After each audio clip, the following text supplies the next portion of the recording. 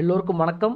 நாம் இந்த தொடரில் பார்த்துக்கிட்டு இருக்கிறது தமிழ் மொழியில் பயன்படுத்தப்படும் ஹிந்தி வார்த்தைகளையும் அதே நேரத்தில் அடிக்கடி உபயோகப்படுத்துகிற வார்த்தைகளையும் ஒரே மாதிரியான அர்த்தத்தையும் உச்சரிப்பையும் கொண்ட வார்த்தைகளை பார்த்துக்கிட்டு இருக்கோம். அந்த வரிசையில் 14ஆம் நாளான இன்று பார்க்க போகிற முதல் வார்த்தை நளினி கமல் அப்படின்னா தாமரை அப்படின்னு அர்த்தம்.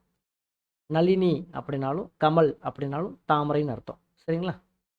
கமலம் அப்படிலாம் பேர் வைப்பாங்க. கமலம் அதெல்லாம் தாமரைங்கிற அர்த்தத்தை பேஸ் பண்ணி தான் வைப்பாங்க. தாமரை அப்படின்னா கமலம், கமல், நளினி அப்படின்னா தாமரை அப்படின்னு அர்த்தம். இரண்டாம் வார்த்தை பூர்ணிமா. பூர்ணிமா அப்படின்னா பௌர்ணமின்னு அர்த்தம். ஹிந்தியில் வந்து பூர்ணிமா அப்படின்னு சொல்லுவாங்க, தமிழில் வந்து பௌர்ணமி. பூர்ணிமான்னு பேர்லாம் வைப்பாங்க. சரிங்களா? இந்த அர்த்தத்தை வச்சு தான். மூன்றாம் வார்த்தை பிரகாஷ். பிரகாஷ் அப்படின்னா ஒளி, லைட்டு. பிரகாசமாக இருக்குது, வெளிச்சமாக இருக்குது, ஒளிமயமாக இருக்குது அப்படிங்கிற மீனிங்கில் பிரகாஷ் அப்படின்னா ஒளி, லைட். நான்காம் வார்த்தை ஆதி. ஆதி அப்படின்னா முதல்னு அர்த்தம். சரிங்களா? ஆதி காலத்திலிருந்து, முதல் காலத்திலிருந்து, ஆரம்பத்திலிருந்து அப்படின்னு அர்த்தம். இன்னொரு வார்த்தை கொடுத்துருக்கேன், அது வந்து ஹிந்தி வார்த்தை தான், அந்த். அந்த்னா இறுதி.